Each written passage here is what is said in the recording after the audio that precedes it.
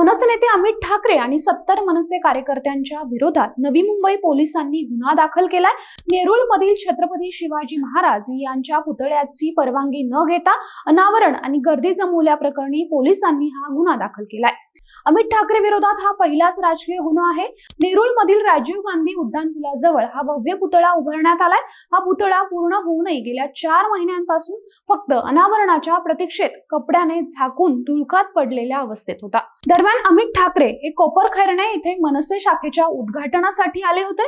त्यावेळी त्यांना छत्रपती शिवाजी महाराजांची मूर्ती झाकून ठेवल्याची माहिती मिळाली।